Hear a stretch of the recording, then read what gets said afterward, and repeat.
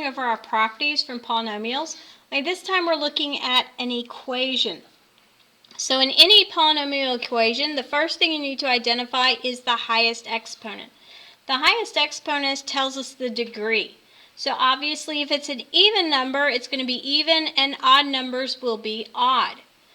So for my highest exponent, I'll know if it's even, my arrows are pointed the same direction, and if it's odd, my arrows are going to be pointed in opposite directions. The next thing I'm going to look at is the lead coefficient for that term with the highest exponent. So whatever that lead coefficient is, whether it's positive or negative, will tell me more about which direction those arrows face. So if it's positive and even, both of them point up. If it's negative and even, they both point down. Even is the easy one. If it's odd and it's positive, only the right side points up. So you always look at the right side. Opposite, the left side would go down. If it's negative, then the right side goes down and the left side goes up. Okay? Remember, my degree tells me the number of possible roots.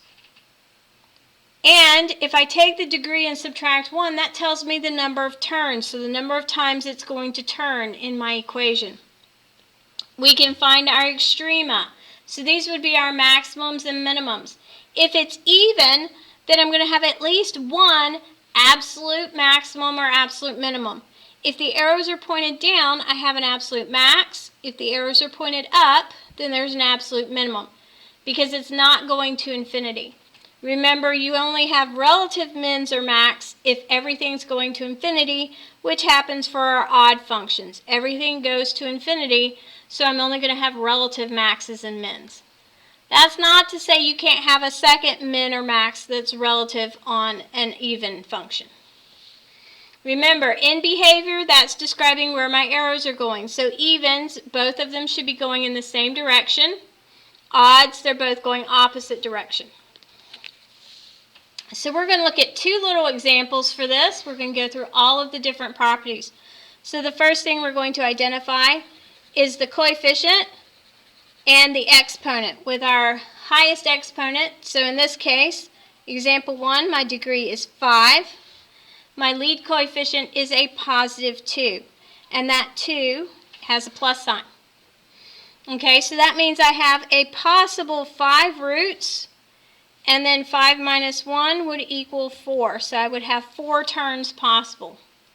So given that it is an odd degree, I'm going to write the word odd in here so I remember it's odd. Remember, that means opposite. My in behavior is going to be opposite. It's opposite and it's positive. Okay? So for when x is going to negative infinity, and then I need to know for when x is going to positive infinity. So for positive infinity, remember that is the right side of my graph. So the right side of my graph, if it's odd and it's positive, is going to go up. So it's going to positive infinity.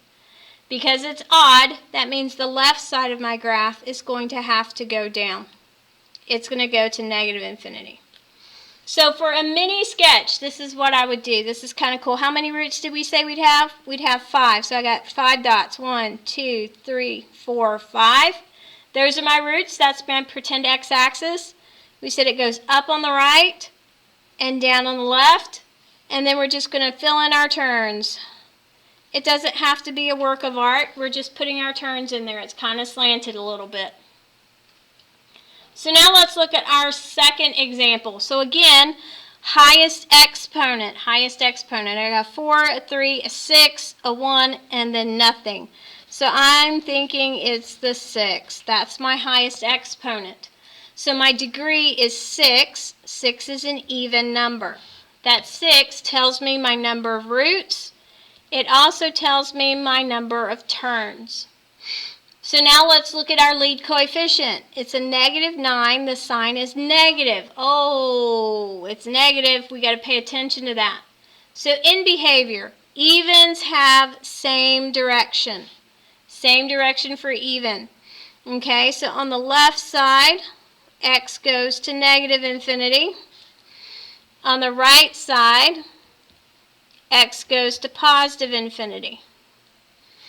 Okay, let's think about this. We're going the same direction. It's negative. That means they both go down. You got it. They're both going down. So f of x goes to negative infinity. Doesn't matter what side we're on.